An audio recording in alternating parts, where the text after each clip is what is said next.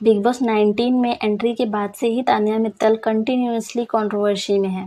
Fake claims, manipulative statement और audience को influence करने वाली बातें वो करती है। मैंने तान्या मित्तल को स्पिरिचुअल और इनोसेंट पर्सनालिटी समझा था। बहुत से लोगों को भी ऐसा ही लगा, लेकिन ये सच नहीं है। अब टाइम है उनकी पर्सनालिटी के बारे में जानने का, बिकॉज ये सब सिर्फ दिखावा लग रहा है।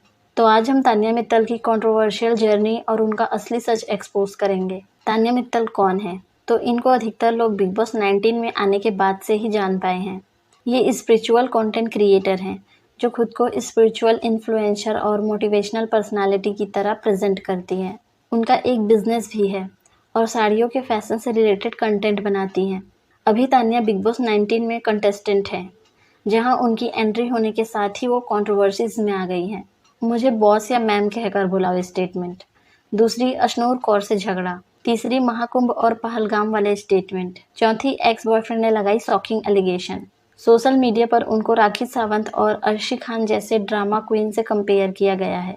ओवरऑल तान्या मित्तल एक ऐसी पर्सनालिटी है जो खुद को स्पिरिचुअल और मोटिवेशनल बताती है, बट कंट्रोवर्सीज और ड्रामेटिक स्टेटमेंट की वजह से ऑडियंस के बीच उनकी इमेज ठीक नहीं है।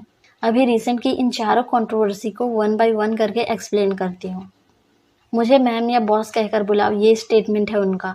इस स्टेटमेंट ने ही तान्या को सबसे ज़्यादा ट्रोल करवाया है।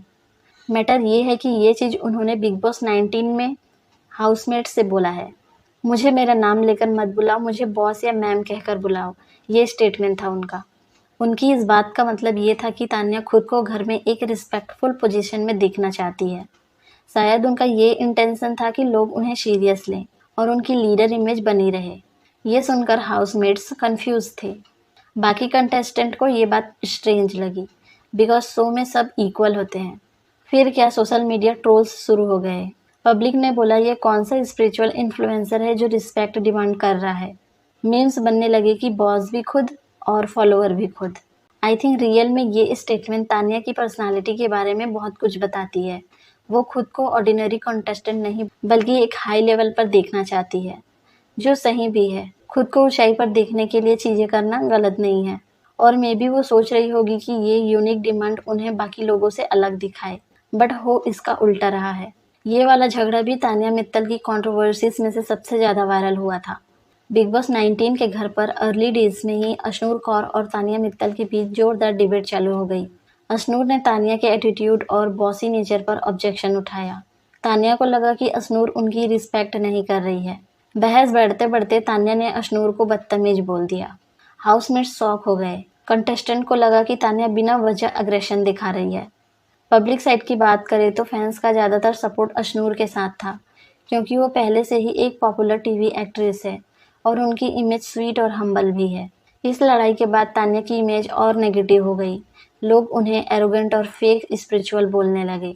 सोशल मीडिया पर ट्रोलिंग हुई। Hashtag we stand with Ashnoor trend करने लगा। पब्लिक बोलने लगी तान्या ड्रामा कर रही है और ओवर रिएक्ट भी। इस लड़ाई ने तान्या की पब्लिक परसेप्शन को एकदम चेंज कर दिया।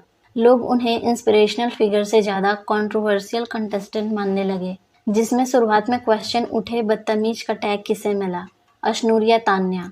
अब दोनों बड़े कंट्रोवर्सी महाकुंभ और पहलगाम स्टेटमेंट को आपको क्लियरली एक्सप्लेन करती हूँ। तान्या मित्तल ने बिग बॉस 19 में एक शॉकिंग क्लेम किया था। उन्होंने बोला कि महाकुंभ में उनके बॉडीगार्ड ने 100 से भी ज़्यादा लोगों की जान बचाई, जिसमें कई पुलिस वाले भी शामिल थे। इतना बड़ा क्लेम, लेकिन कोई प्रूफ नहीं, तो कंट्रोवर्सी तो होनी ही थी। नेटिजन्स ने इस चीज़ को पब्लिसिटी स्टंट और सिंपैथी ड्रामा बोला। सोशल मीडिया पर मीम्स बनने लगी कि अगर इतने लोग बचाए होते तो न्यूज़ चैनल पर ब्रेकिंग आ जाता। इससे उनकी क्रेडिबिलिटी पर क्वेश्चन उठे। लोग बोले फेक स्टोरी से खुद को हीरोइक दिखाने की ट्राई। ये पार्ट तान्या मित्तल की कंट्रोवर्सी को और पर्सनल बना देता है। एक्स बॉयफ्रेंड बलराज सिंह के एलिगेशन। रिसेंटली तान्या मित्तल के एक्स बॉयफ्रेंड बलराज सिंह ने एक वीडियो शेयर किया था, जिसमें उन्होंने तान्या पर कई सीरियस एलिगेशन लगाए। Selfish and egoistic nature, manipulative behaviour. Balraj ने बोला है कि तान्या रिलेशनशिप सिर्फ अपने ईगो और पर्सनल सेटिस्फैक्शन के लिए निभाती है।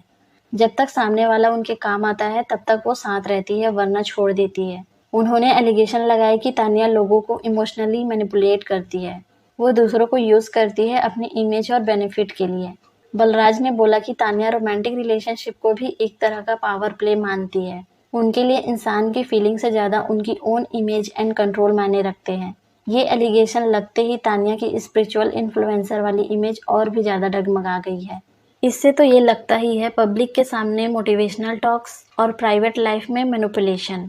फैंस ने बलराज को सिंपैथी दी, जबकि कुछ लोग बोले ये सिर्फ पब्लिसिटी स्टंट हो सकता है। ये चीज़ क्यों बड़ा इशू बना? बिकॉज ये एलिगेशन तान्या की पर्सनालिटी से कनेक्टेड उन एस्पेक्ट को एक्सपोज करते थे जिनकी कंप्लेंट लोग पहले से ही कर रहे थे, जैसे fake claims, over dramatic image, manipulative behaviour.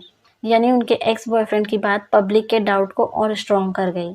आपको क्या लगता है, क्या तान्या फेक पर्सनालिटी है या उन्होंने हम ऑडियंस को स्कैम किया है?